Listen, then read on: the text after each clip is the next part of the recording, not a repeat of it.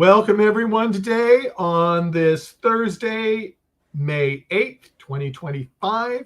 We would love to hear from you in the chat room with questions to our guest, Tyler Crosby, today. But before we totally introduce Tyler, I'd like to introduce my co-host, Marcia. Marcia, how are you doing today? Hi, I'm doing great. I'm excited to talk to Tyler today and everybody in the chat room. Welcome. Yeah, that should be a fun thing. But I would really love to introduce Tyler Crosby. Tyler, how are you doing today? Hi, y'all. I am doing fantastic. I'm honored to be here, and it's a beautiful morning here in Los Angeles, and I'm feeling really great. So I'm ready to answer any questions and get into it and talk. Let's go. Cool. Now, I've got a question for you. You kind of answered it off camera to me, but we usually ask all of our guests this because we get a different answer from everyone. Yes. In your own words, how would you describe a vertical drama? Okay. Verticals are short soap opera-like pieces of content that can be entire movies long, but only show up a minute and a half, 2 minutes at a time. One thing I heard as I was doing my first ever vertical was there should be a gasp every minute. It's who's pregnant now, who's murdered somebody in the alley, whatever it is. So that should be happening all the time. So they are high octane, compressed dramas, and it is an entire industry that is taking over the Hollywood world and changing things as we know it. That's what a vertical is. Yeah. And it has become very big, very fast. Yeah.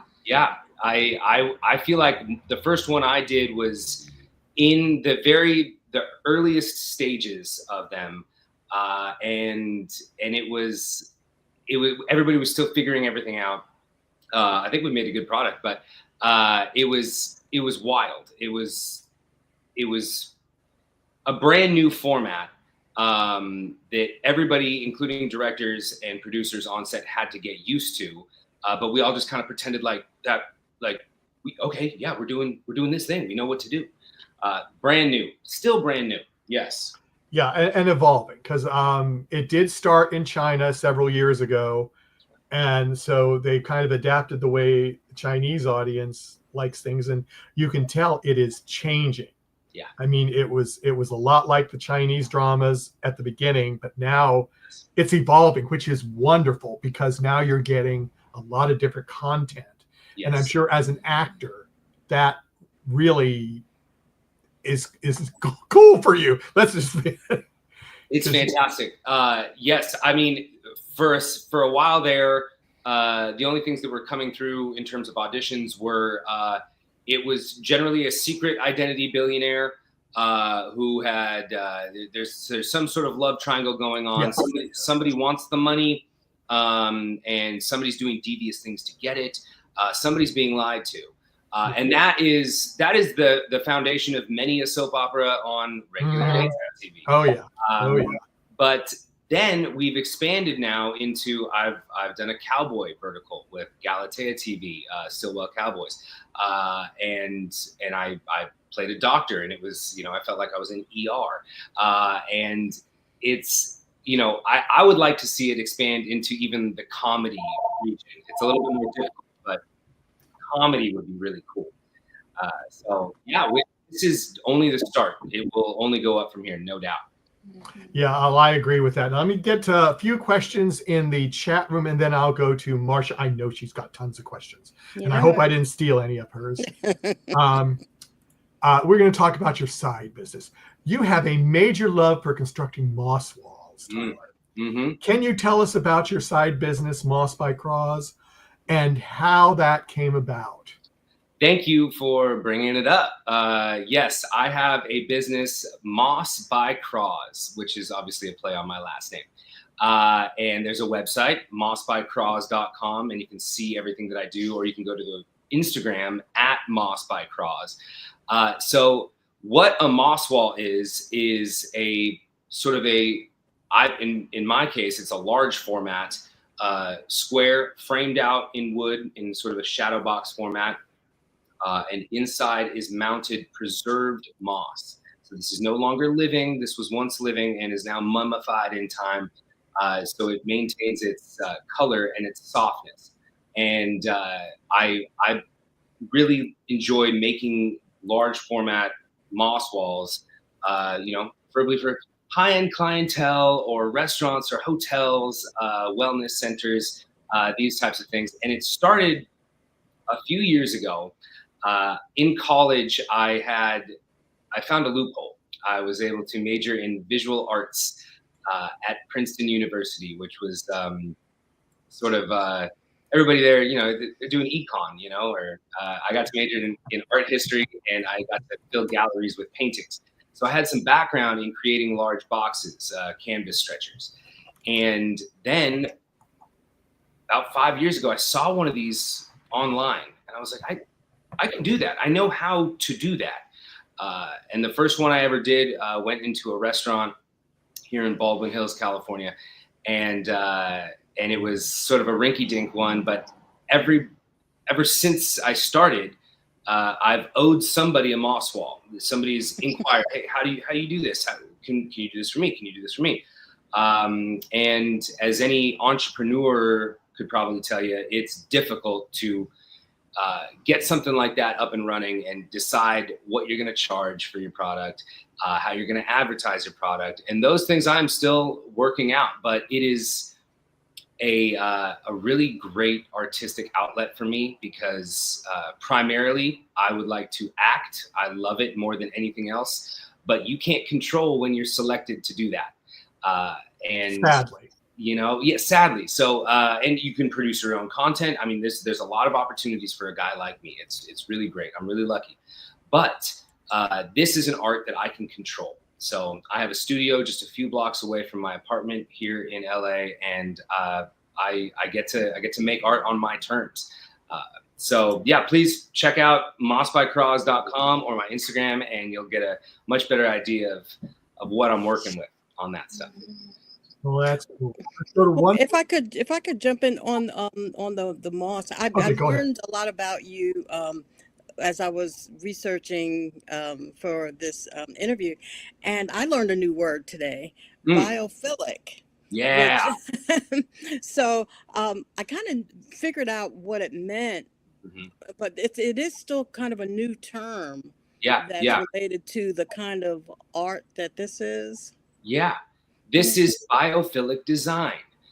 This is bringing the green from outside of the home into the home, as if we are sort of one with nature. And what this does, and I don't have any studies to cite for you, but I think we all kind of feel it in our bones, is it just makes you feel good. It puts you in a good mood. So the thing is that it doesn't even have to be a real oxygen producing plant. This can be a plastic plant, or it can be, in my case, my stuff is not plastic, it's preserved. However, it brings across this idea that you're in nature and it makes you feel good. It's connecting to whatever cave person thing we have going on, and you can feel it immediately. So I think that's what has attracted people to my art. It's just it feels good and it feels right. And for something like a corporate office, I've put one in a large corporate office. It was the most massive one I've done, and it really changes the environment because as opposed to like a stark or clinical, sterile environment, you now have sort of something that's lush and natural. So biophilic design is good for us. It's good for our brains, and I'm hoping that it continues to be hot. And I'm looking at your couch. It seems like a rich emerald green to me, which is that what I'm? There's a bluish green vibe going on with the couch, and over on this wall, this is staged art. Okay, this is from Ross Dress for Less, which I'm a big fan of. But this is to hold place for a moss wall that I'm doing for my own home. And because I'm realizing not even living with my own stuff. So I'll have that cranked out in a month or so. But for now you get this. But yes, plants. I like to have greenery. Yes. And I think that everyone benefits from it. And shoot, I mean, one of these over here is just a big old fake tree because I don't have a green thumb, despite my artistic ambitions. I can't keep it alive. So I'm getting biophilic vibes coming from over here. Anyway. There you go. Well, and if I may jump back into the vertical world. Yeah. Chris is a real jerk. Oh, Chris Taylor. Yeah. Marsha. I'm sorry. You know, the first day I showed up on set for this project, and first of all, "Lose You to Love Me" is what we're referring to. Yes. Taylor is the role. It was on the platform Pocket FM. Yes. It was the first ever vertical I'd ever done. The audition came through. It was strange. It was a very particularly mean character. And I guess I nailed it. I got cast, and I've heard other vertical actors say this too, where we see these coming, like in the past 2 years, you see one of these vertical auditions coming, and before we knew what verticals were, it was like, is this a scam? This is a strange script. Like, where am I showing up to? I called to a house in Beverly Hills. Turns out, yes, it was a mansion. We have a massive crew, a full crew. I'm meeting my co-stars, Langley and Evan. And the first thing I do is I come in because I've read the script 2 days prior. And I said, I'm so sorry, by the way, for the things that I'm going to say to you.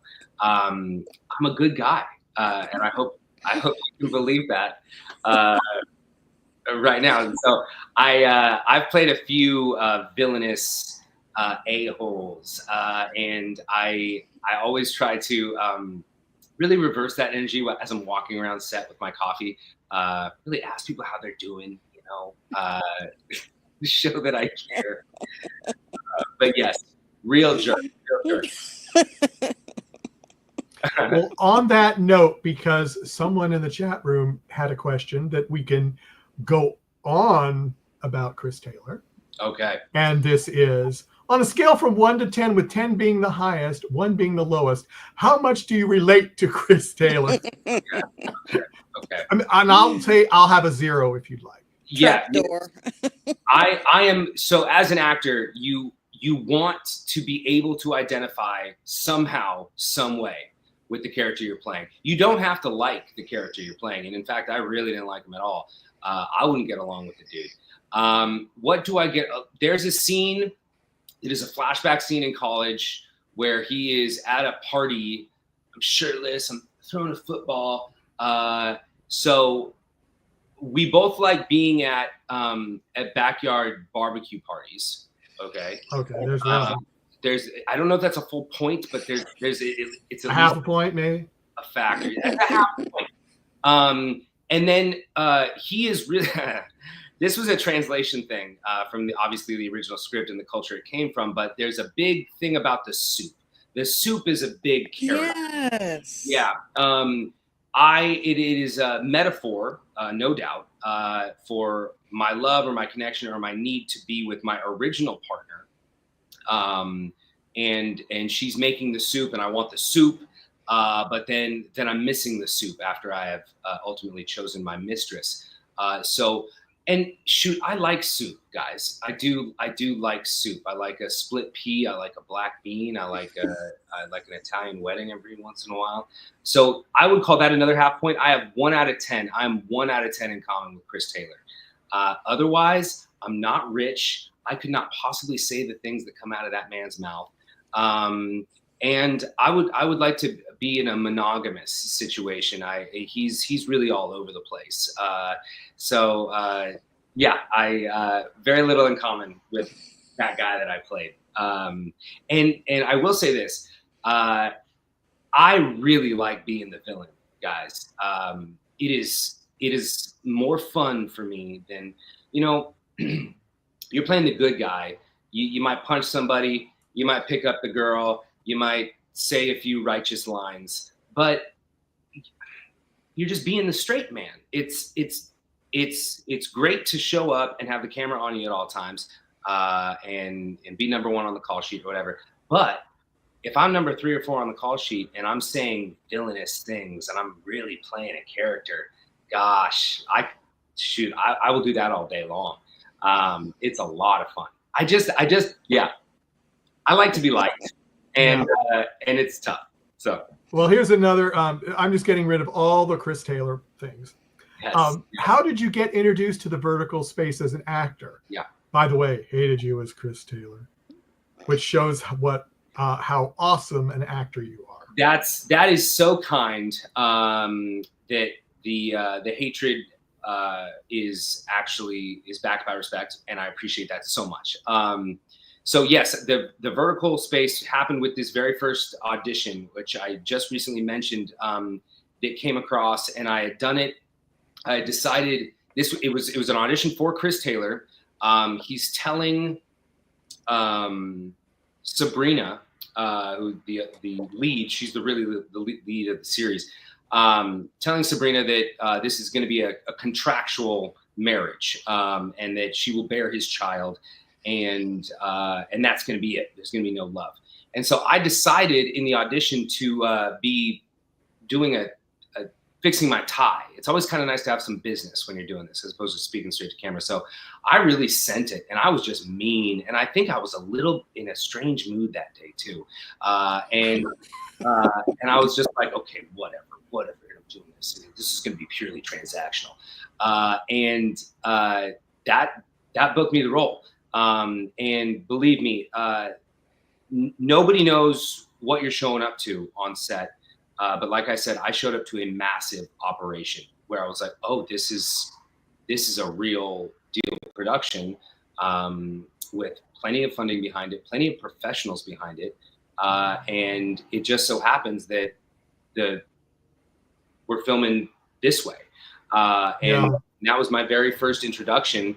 And I think a lot of vertical actors on their first go around, you're having talks with actors on set. You are figuring out, hey, what is going on?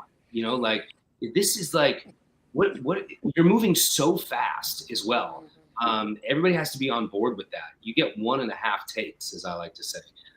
Know your lines, know them, because if you want to be good at this, like you got one shot. But also you don't have to be precious about it, So. Anyway, I kind of trailed off there, but that was, that is how I arrived on my first vertical set, was through a strange audition. I was in a strange mood and I was tying my tie. But it worked. It worked. Yeah, Marsha, I'll go for you for. Okay. When we're talking about some of your roles, one of the first roles I saw you in was Sky Dancers. Oh yeah. And I laughed because you have a comedic timing, which I don't, which underlies the kind of hard heel kind of roles that you sometimes play, and that adds a lot of depth for me watching, because it makes me empathetic for you while I'm detesting every word that you're saying. One of the scenes I saw, you were talking to your co-star, and her mother had died, and you were like, okay, I'm going to tell you something, and I'm going to tell you this because you can probably explain it all better. Yes. This was a short film where it was called Sky Dancers, where one of these, and it used to be the little fairies that wind up. So brilliant director came up with the idea of having one of these come to life.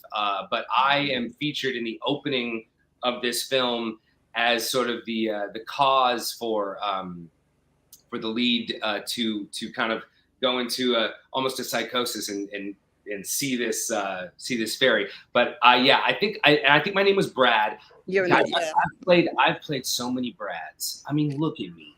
Look at this Brad face. So I love doing that. I love doing this thing that you're talking about, where I am woefully unaware of how much of a jerk I am, because I'm just being honest, man. I'm just, so thank you so much for that compliment, Marcia. Yes, I was breaking up with her the day after her mother had passed, because I really wanted her to experience, hold for car, really wanted to experience all of the hurt in one go, as opposed to a little bit down, a little bit later, I mean, it was so thoughtful. It was thoughtful. So I would like my bread and butter to be this, I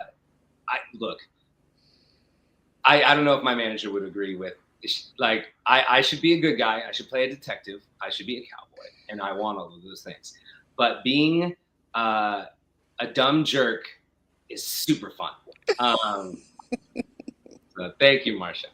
Yeah, that was really fun. And looking at your audition processes are interesting too, because you've been an actor for a while, and we all know that the audition process has changed a lot over the past 4 years. So Yes. how would you say that your audition process for you has changed? Sure. Well, prior to the pandemic, of course, there were a lot more in-person auditions, as I'm sure, many people spoke about on this show. And those are their own, exciting, scary thing, where you go ahead and get in your car and you drive 35 minutes to a studio on La Brea Avenue, and you wait in a waiting room, and you see a bunch of guys dressed exactly like you. And one of them's kind of intimidating because, shoot, it should probably be him. And then the whole process gets wrapped up. You never said the lines exactly as you said them in the car. You're worried. You think you should have done this better. You drive home. The whole process took like 4.5 hours, and you don't know if you feel that great about it, but you're crossing your fingers because this is the dream. So the picture I just painted there is honestly a completely different landscape than what it is now, which is all self-tape auditions, of course. And it's funny because there's a lot of actors who are now getting used to it and are fully used to it, as am I.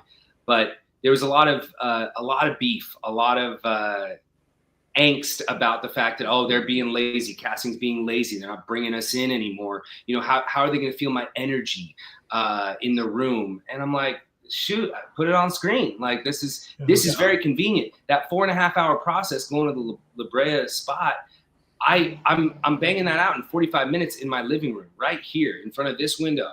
And I get to do as many takes as I want until it feels good. And it's a better way. It's a better way.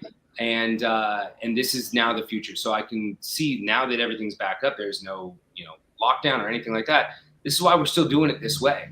Also, casting directors can see, instead of, I heard a casting director speak about this. He said maybe he'd see 50 actors in a day, which is a ton for a single role. Now he can see 200, 250 actors. I mean, these guys have more eyeballs looking at the screen, but look, there's more opportunities, and this is a better situation. So when I get an audition come through, I'm quick. I plug it in. I set it up on the files on the computer.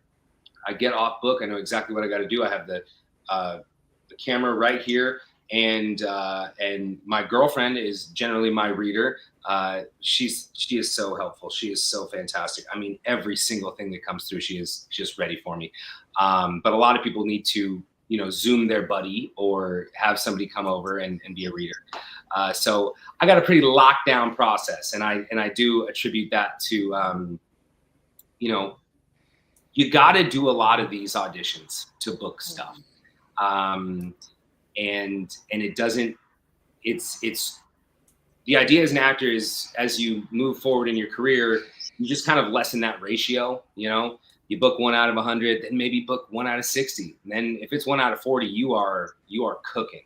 So it's, I'm grateful for everything that I've snagged, and I'm grateful for every audition that comes across my desk, because it means they want to see me. That's already a win. That's amazing. So full gratitude for the current state of affairs on auditions and self-tapes. Yeah. Well, Let me go a few of the other questions in the chat room just to try to catch up. We have a kind of some people saying hi and things. Trey said, "Yeah, buddy." Yeah, buddy. And then he says, "I'm getting that moss wall." I'm getting that moss wall. Well, shoot. Yeah. And then Kara says, "Hey, Tyler." Hi. And then we have this question.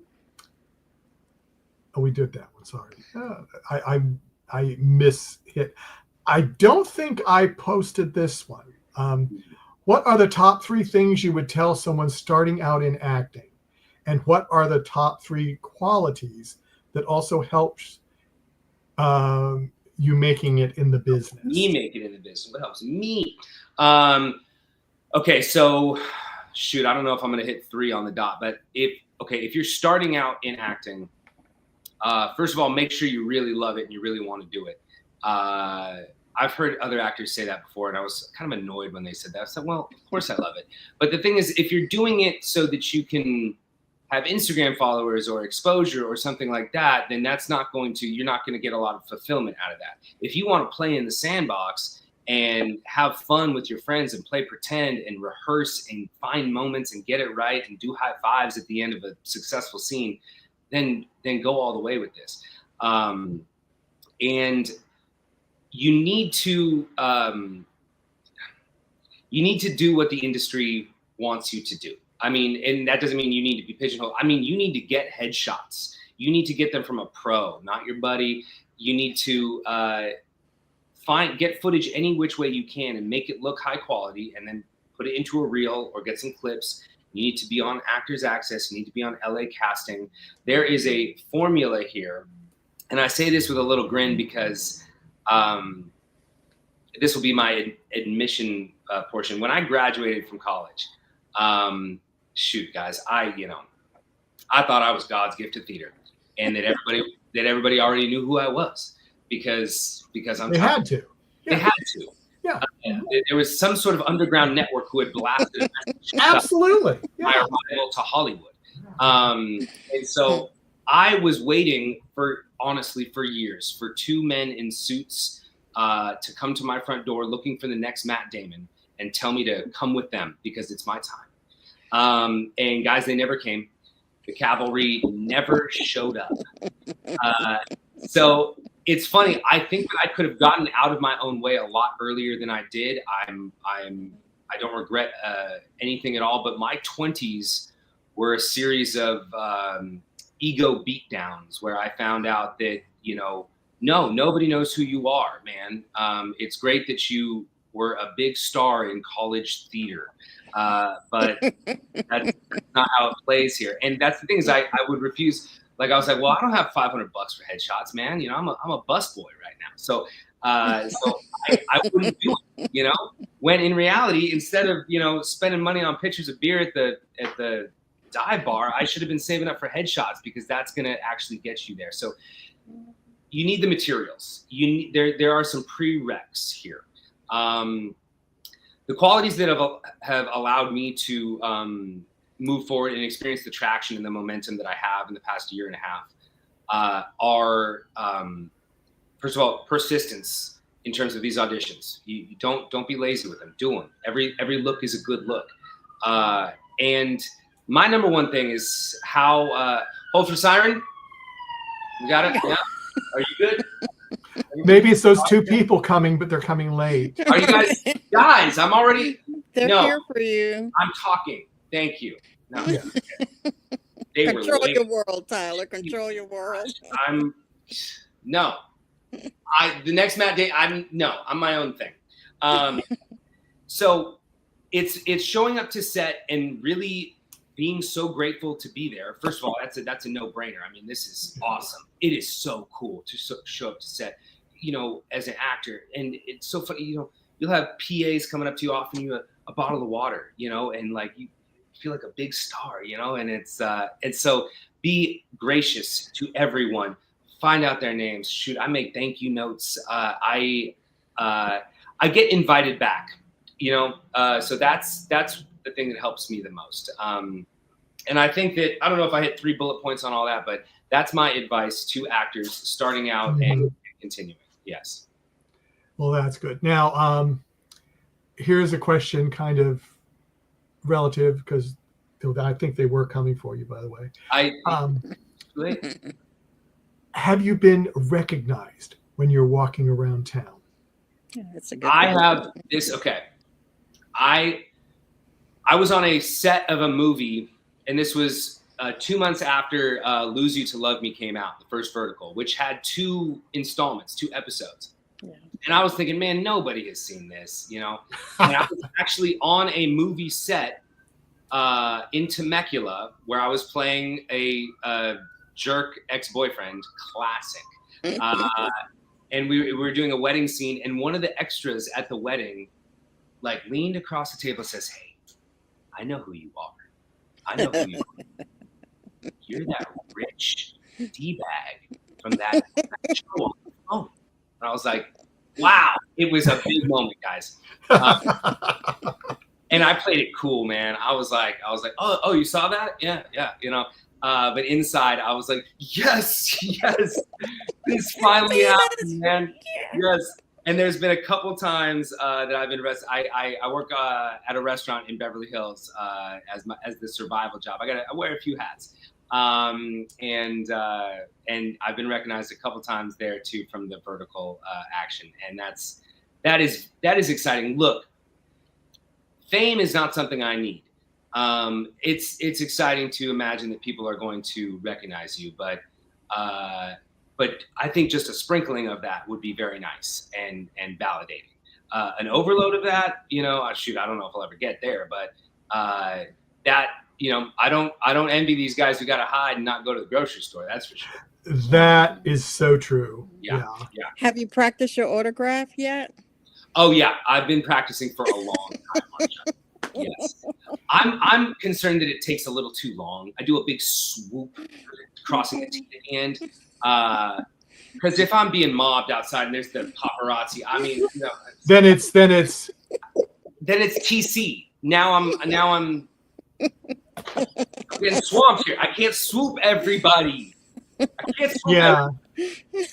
So it's like J-Lo, you know, it was short, you know. Yeah. I think I've often actually thought about like, yo, if I get into a tight spot, I'm just gonna have to switch it up and let people think they're getting the authentic, you know.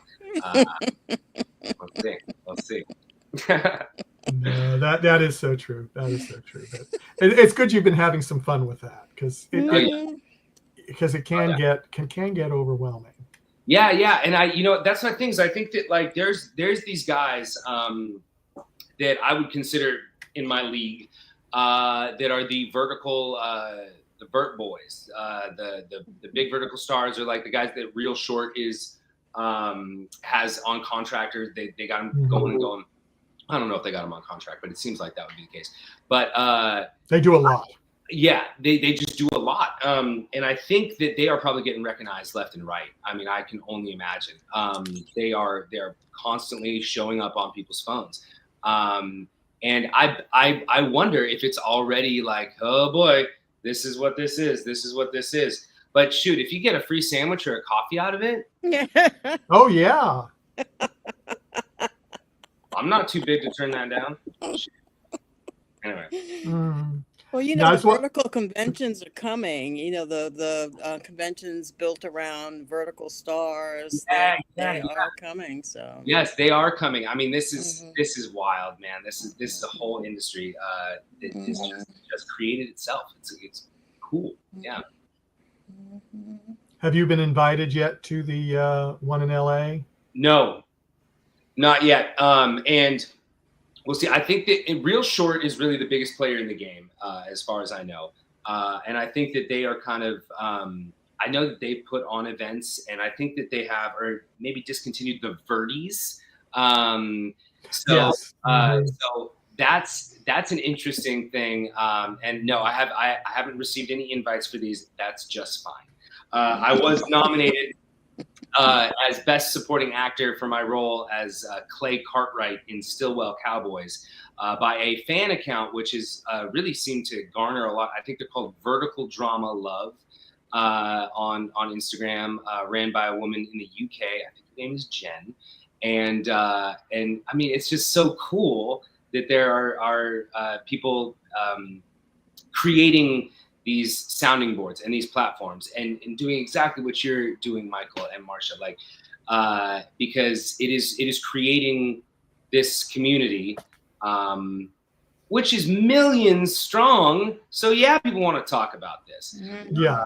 So I'm honored. This is my first invitation of its kind. And I imagine there'll probably be more because I'll be appearing. No, you'll get some more after. I'll be appearing on your phones, whether I'm good or bad. Who knows? Shoot. Yeah. Now this is a question from Justin that I saw it up there and I forgot about it. But he what's it been like working with Langley Marr in so many scenes? It seems like you work well together.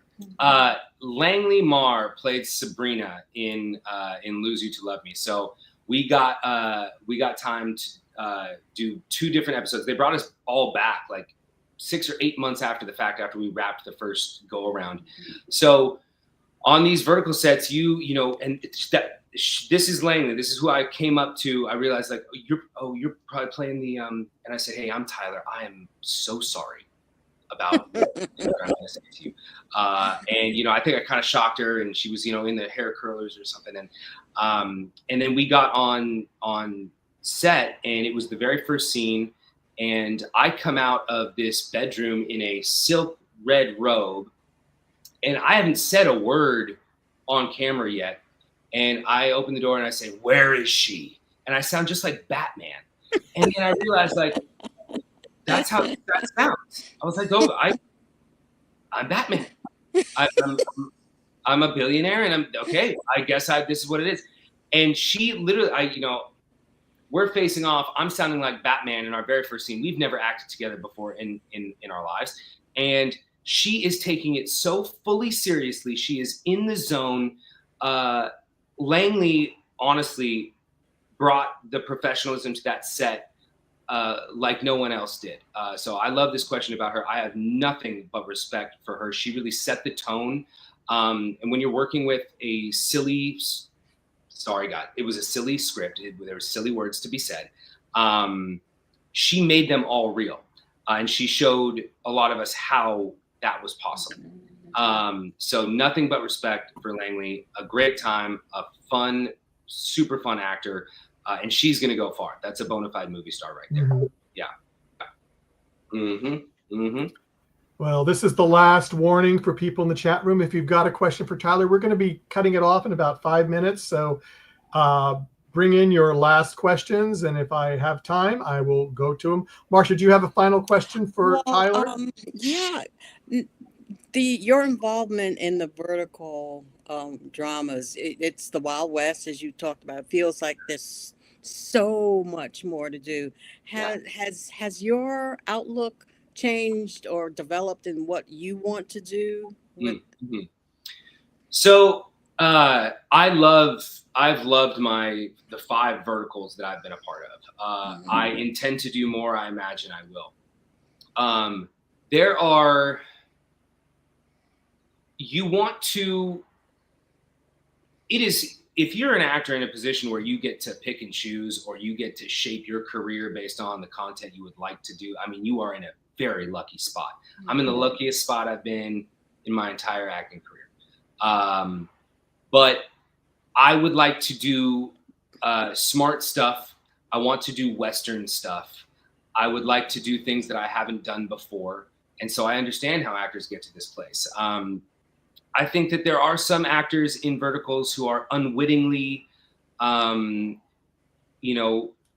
themselves into a sex sells position where we have more to offer than that.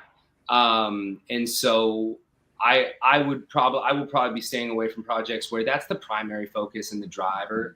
I want to, these scripts are becoming a lot smarter and a lot better. So I'm at a place now in my relationship to verticals where I think that I do have some standards in terms of what I'm expected to do on screen, in terms of intimacy, or in terms of, just being able to create art that seems as natural as possible. And that comes down to the writer, director, producers, and myself. So I believe that, yeah, I will be discerning with offers and accepting those offers. And yeah, moving forward with verticals, it's just so fun. And guys, it's what's happening right now. So, and I've seen guys go from my position in verticals, and then they're on Hallmark Channel, and then Paramount comes calling, and there seems to be a bit of a trail being laid down for how verticals are offering a platform for actors like me to really break out. And I'm so grateful that exists. So that is my outlook on verticals. I'm going to be a little bit more discerning on the projects I'm involved in, and I can't wait to see where this goes. You know, I will right here shout out my manager has really changed the game for me. Her name is Tonja René. She is with Citizen Skull Management, and I refer to her as Mama Bear because she really is. And it was her involvement in my life starting 2 years ago that changed everything and got the exposure for me. I got out of my own way. I became a sober individual because that was necessary for me.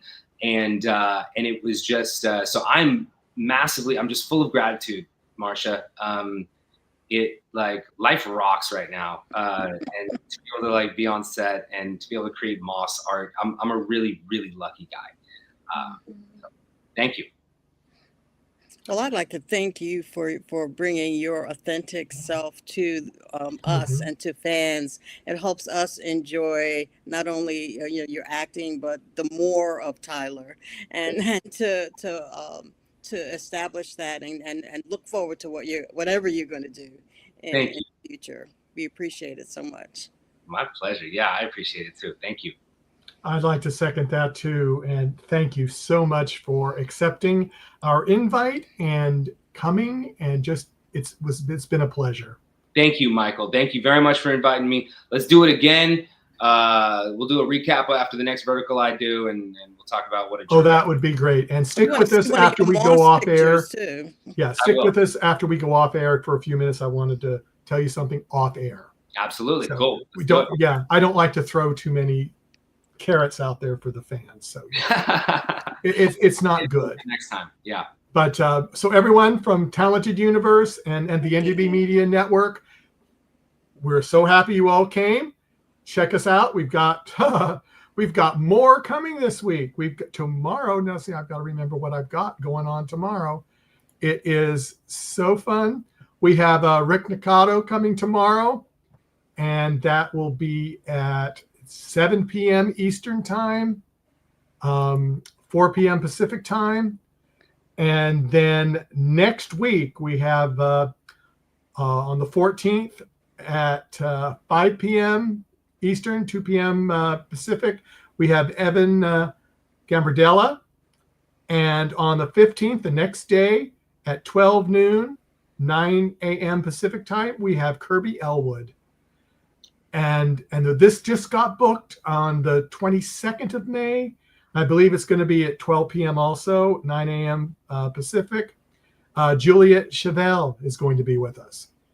So we've got some great people coming up, and I'm working on some more. So, like, subscribe, follow our Instagram webpage, all that fun stuff. And we will see you very soon. Take care, everyone.